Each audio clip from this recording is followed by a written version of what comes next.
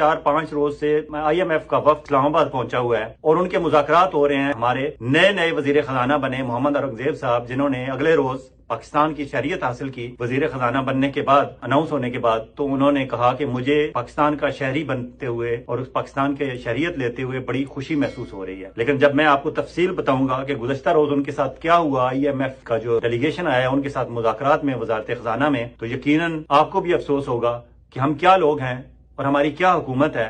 ये मैंडेट चोर हुकूमत और इसके सल्यूट ठोक वजीर आजम और उनके ये नए पाकिस्तान के शहरी बने हुए वजीर खजाना किस तरह पाकिस्तान को और पाकिस्तानियों को शर्मिंदा कर रहे हैं। तफसील ये है कि गुज़श्ता रोज मुज़ाकरात के दौरान अचानक उस डेलीगेशन के एक मेंबर ने उस वक्त सबको हैरान कर दिया जब वो सीधी उन्होंने सामने बैठे हुए, मैं उस डेलीगेशन का जो मेंबर है उसका नाम भी मुझे पता है लेकिन मैं उसे डिस्क्लोज नहीं करूंगा क्योंकि मेरे अपने सोर्स के भी जाहिर है, मैं उसे भी मैंने सेव करना है। उन्होंने बताया, उन्होंने कहा जी कि हमारे सीरियस कंसर्न है। जब ये बात की तो सबके कान खड़े हो गए कि कौन से सीरियस कंसर्न है। उन्होंने कहा जी कि आप इतने अरबों डॉलर पहले ले चुके हैं हमसे और अब दोबारा आप 8 अरब डॉलर का तकाजा कर रहे हैं और आप ये भी चाहते हैं कि अगले 5 साल तक आप IMF का कर्ज प्रोग्राम साइन करना चाहते हैं हमसे। आपने जो अब तक के आपके इकदाम थे उसके हवाले से तो जो है सो है, हम उसमें अपनी रिपोर्ट वहां अपने एग्जीक्यूटिव बोर्ड के सामने पेश करेंगे। लेकिन आप ये बताएं कि अभी औरंगजेब साहब देख ही रहे थे कि ये क्या इनके कंसर्न है। उन्होंने कहा जी कि हमें लगता ये है कि हम वार जोन में आ गए हैं, हम इस्लामाबाद में नहीं बैठे हुए। और उस मेंबर ने कहा, एग्जैक्टली उन्होंने टाइम नोट किया हुआ था, उन्होंने कहा जी कि पहला आपका जेट फाइटर त्यारा 9:18 पर हमारे सर के ऊपर से जूम करके गुजरता है।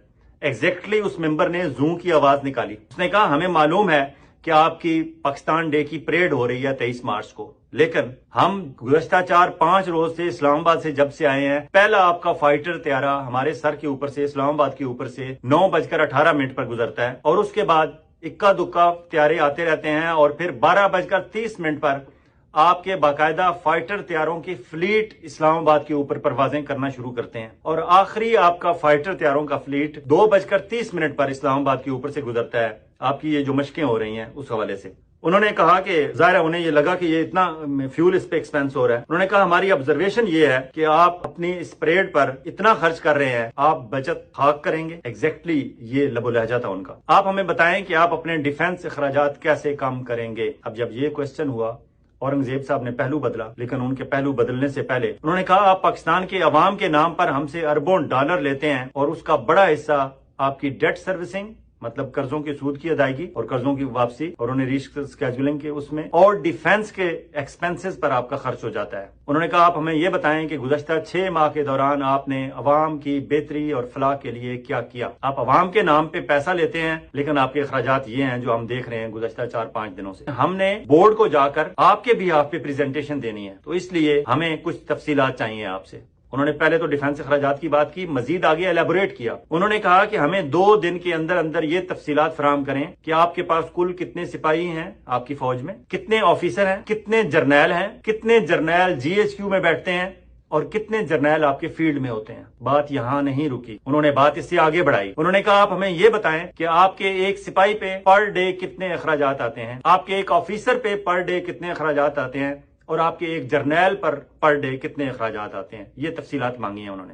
जब उन्होंने देखा कि पाकिस्तानी वफ्द में शामिल लोगों के मुंह लटक गए हैं, तो उन्होंने ढारस बंधाने के अंदाज में कहा कि हमें आपसे हमदर्दी है, हम चाहते हैं कि आपको जरूरत के मुताबिक मतलूबा कर्ज मिले, लेकिन हमें अपनी फिक्र है कि हम बोर्ड को जाकर क्या बताएंगे।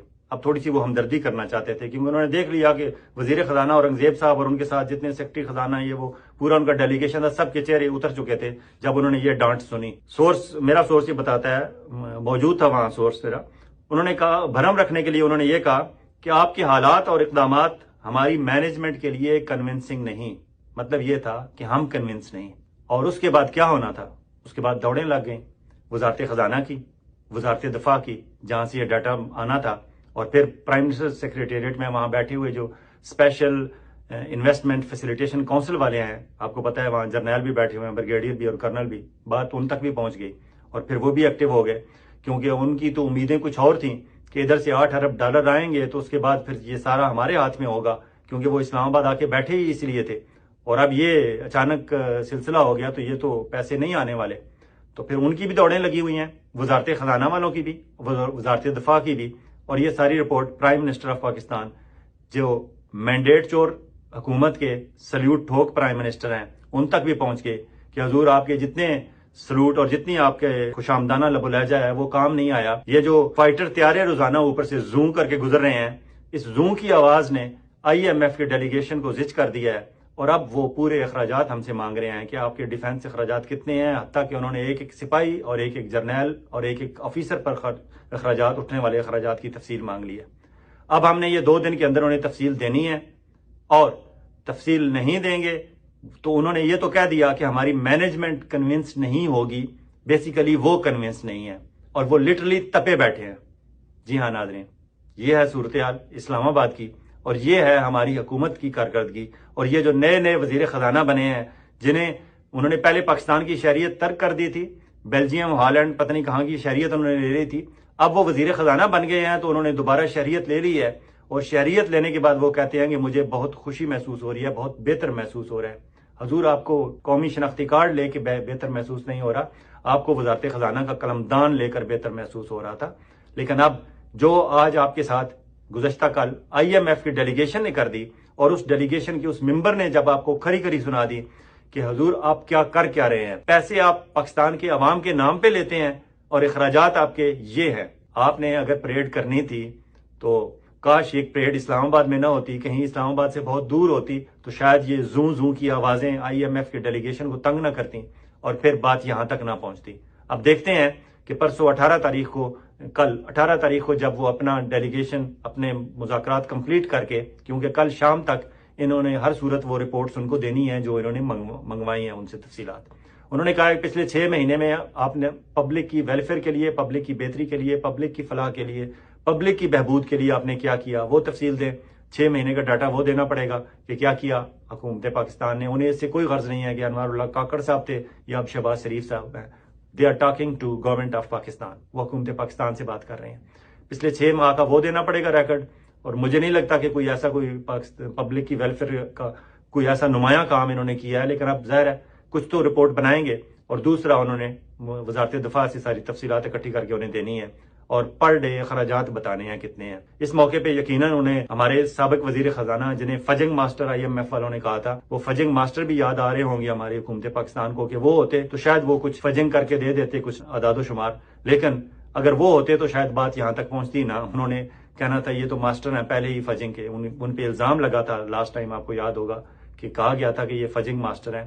تو فجنگ ماسٹر کو شہباز شریف صاحب کی کیبنٹ کو تو یاد آ رہی ہوگی، لیکن وہ اب وہاں آ نہیں سکتے کیونکہ وہ وزارت خارجہ میں بیٹھے ہوئے ہیں، یا پھر وہ بری امام میں راجہ امتیاز زنجوعہ صاحب کے حجرے میں بیٹھے ہوئے ہوں گے. دوسرے انہیں یاد آ رہے ہوں گے chief election commissioner of Pakistan, کیونکہ حال ہی میں جو الیکشن ہوئے ہیں اس کے جو ریزلٹ جس طرح انہوں نے نتائج مرتب کیے ہیں، فارم 47 اور فارم 45، وہاں جو انہوں نے فجنگ کی ہے، شاید وہ ہوتے پاکستان میں موجود تو وہ بھی کچھ ہیلپ کر دیتے ان کی. لیکن وہ تو اب اس وقت رشیا میں ہے، وہاں رشیا میں صدارتی الیکشن ہو رہے ہیں اور وہ ایک آبزرور کے طور پر گئے ہیں. دیکھیں ان کی وہاں سے آبزرویشن کیا آتی ہیں. لیکن اس دوران وہ ایک انٹرویو دے بیٹھے ہیں، جو انٹرویو اس گورنمنٹ کے